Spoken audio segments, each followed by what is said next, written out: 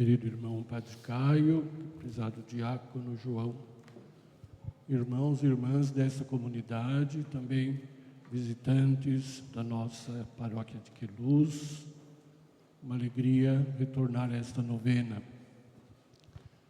Vocês estão participando do retiro espiritual da paróquia.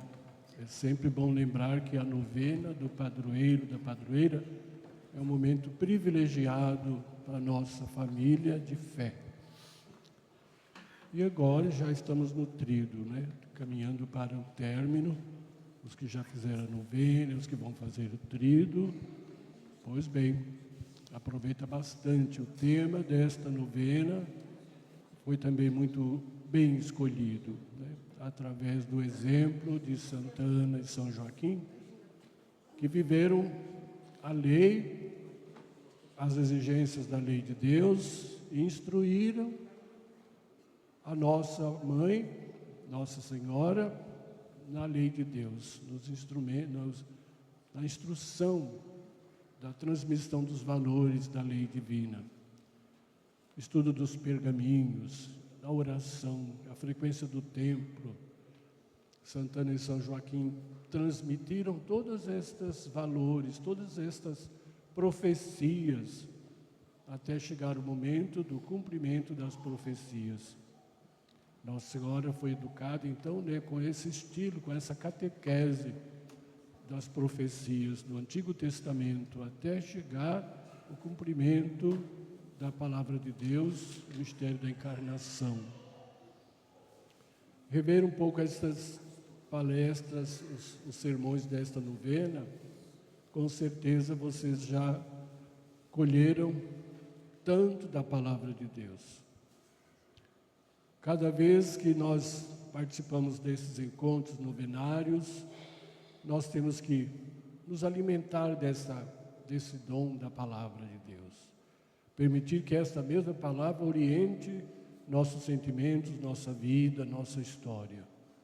Nunca devemos sair da igreja sem recordar alguma coisa do que foi proclamado, sejam as leituras, sejam os salmos, seja o próprio Evangelho. Marcar sempre na nossa inteligência e meditação o que é que mais a Palavra de Deus tocou hoje na nossa sensibilidade, a nossa consciência, para a prática daquilo que ouvimos, rezamos e somos chamados a praticar. Se não praticarmos, então nos perdemos o sentido da oração, da escuta da palavra.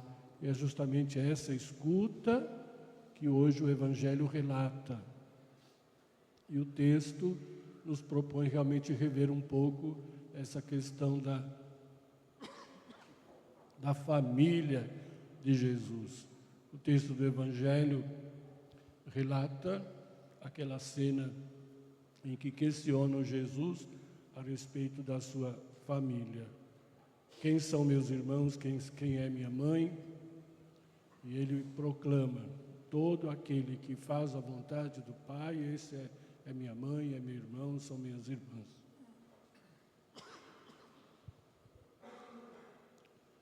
E nós temos que entender um pouco esse contexto do Evangelho.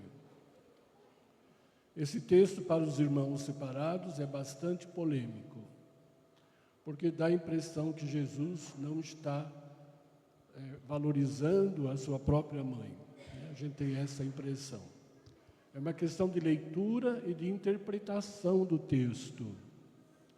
O costume hebraico, o costume do povo de Israel, era de chamar todo mundo da família, irmãos, parentes, primos, todo mundo era irmãos, todos eram irmãos. Não é uma questão aqui só de consanguinidade. Mas Jesus alarga esse contexto da sua palavra, para dizer que a nova família não é só de consanguinidade, é a família espiritual de Deus.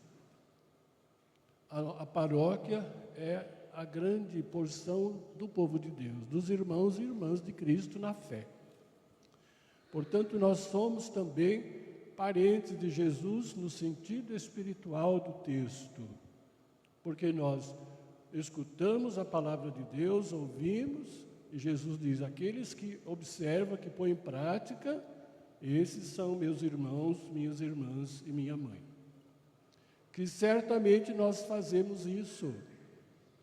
Portanto, dizer, os irmãos separados acham que parece que Jesus está desprezando o papel de sua mãe. É impossível.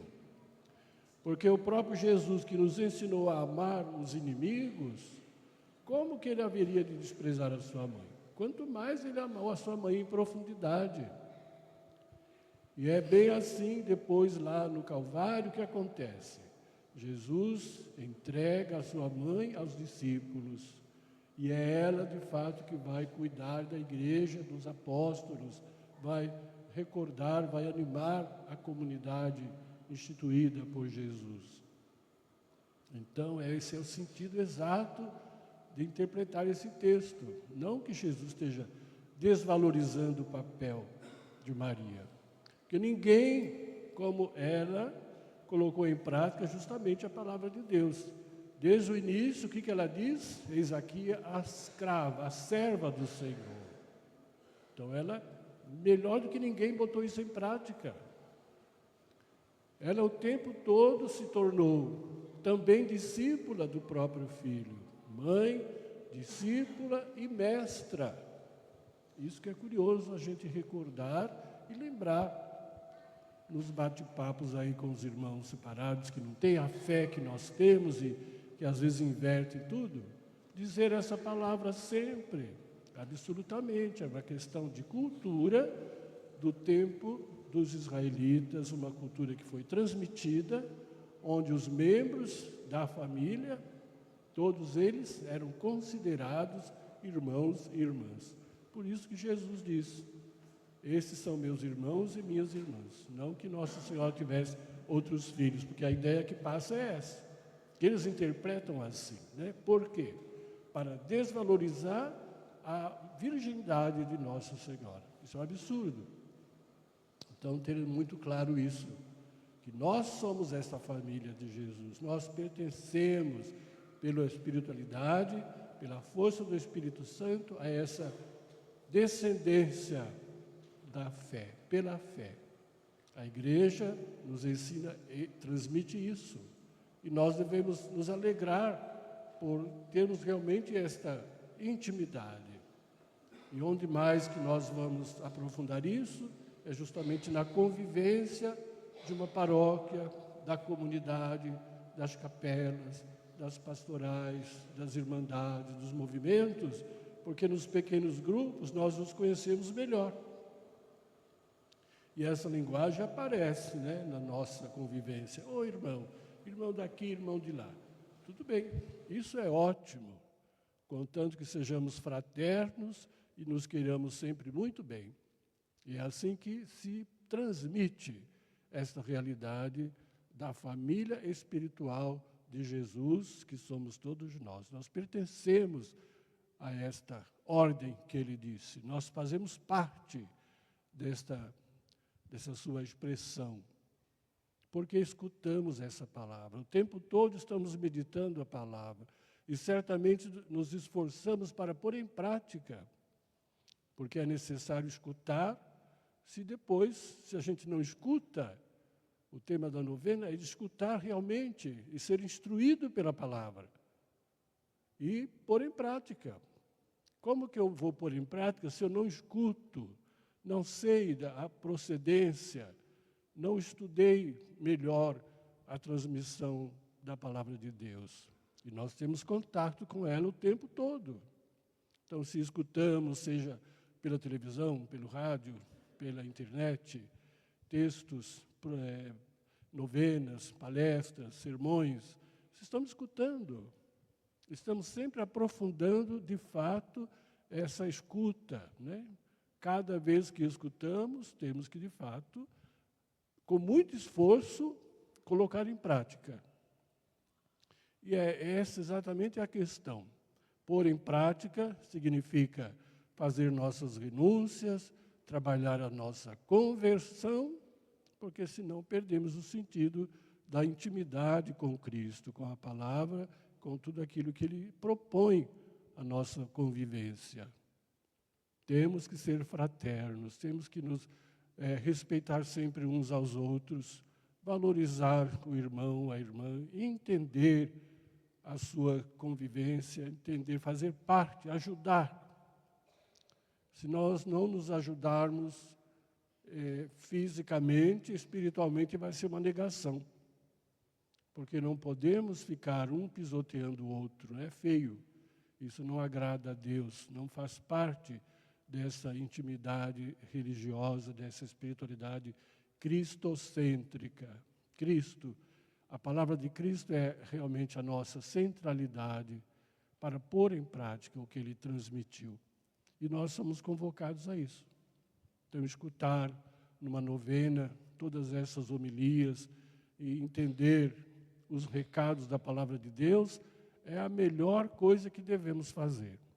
Porque nós temos dificuldades, de rever o catecismo, mesmo adultos, de frequentar, de fato, um estudo mais profundo da palavra. Estamos muito acostumados de escutar só uma televisão, uma internet, e não aprofundamos, de fato, na oração, no silêncio, a palavra de Deus. Os nossos santos todos se fundamentaram, se converteram justamente por essa escuta, a prática, e aí vem a conversão. Mas também não estamos prontos, não somos totalmente convertidos, nós estamos nesse processo de conversão. Cada dia, como diz o povo, aos trancos e barrancos, caindo e levantando, mas sempre firmes na fé. Não abandonar a questão da sua comunidade, não deixar a sua pastoral, o seu movimento, participar com alegria. O que estamos fazendo? Dar a vida, temos que dar essa vida. Estamos aqui para quê? Para dar a vida por Jesus também, é a nossa vez. Não podemos sair daqui talvez pior do que viemos, da novena. Ninguém vem a uma missa e sai pior do que veio. Pelo contrário, tem que pedir essa força ao Espírito Santo que nos faça compreender quais os pontos que eu devo trabalhar, que eu devo mudar, que eu preciso, cada dia, estar sempre atento ao bem que devo fazer e o mal que devo evitar.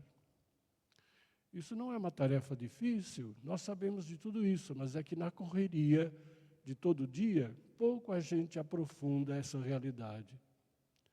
Às vezes, a nossa missa é tão corrida, o nosso tempo, parece o tempo voa, já estamos no meio do ano, daí a pouco já começa tudo de novo, a correria do trabalho, o cansaço, Vimos esses dias aí Jesus que diz aos discípulos, vinde a um lugar à parte e descansar,